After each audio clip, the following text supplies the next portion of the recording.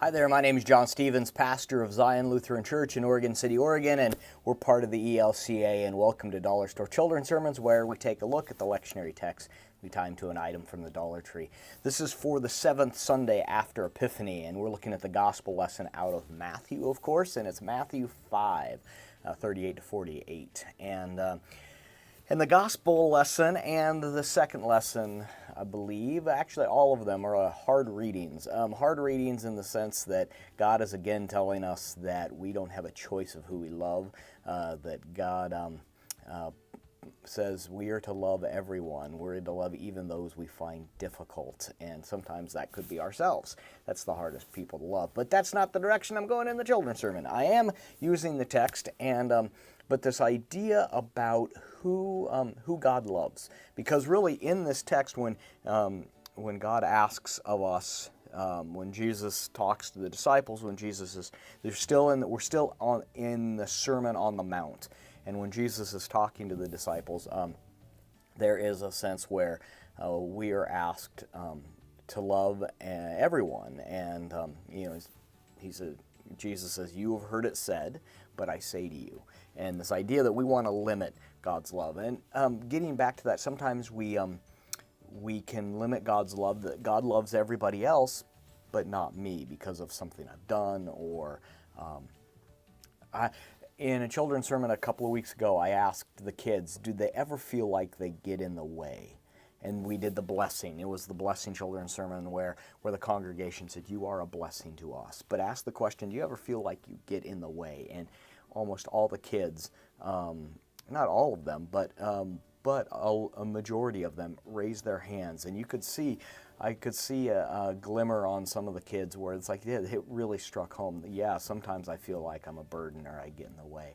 So that we can remind the children, and we can remind everyone else around us that God not only loves the neighbor, but God loves us as well. So the item I'm using now, if you have in the past made up the magic change bag that we use there.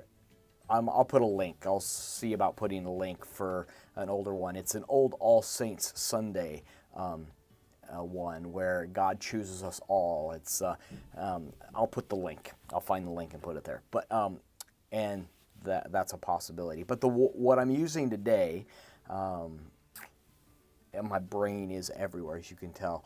And this is usually where I hit stop and do it again. But you get to see the workings.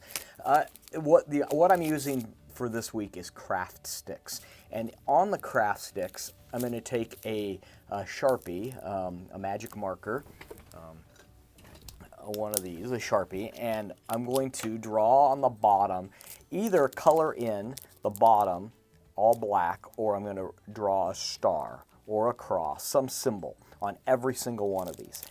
And so what I'm going to do is it's almost going to be like the game of the shorter stick. It's like you pull it out, and whoever gets the star, that's the idea. Whoever gets the star is the winner of this game that you're going to play. And so they pull them out, and you have them all close their eyes, or they hide. They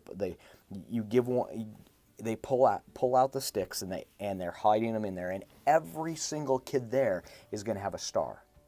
Every single kid is going to be the one chosen.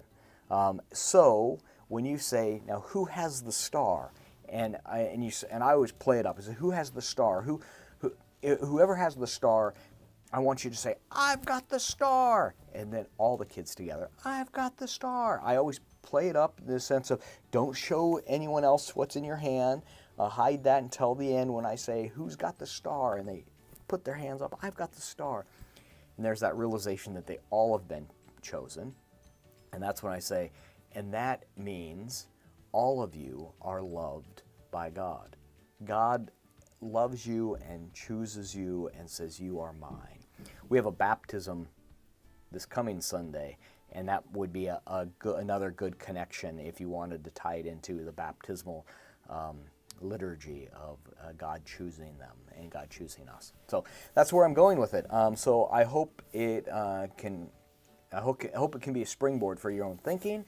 And as always, thanks for stopping by. and I hope you have a fantastic week.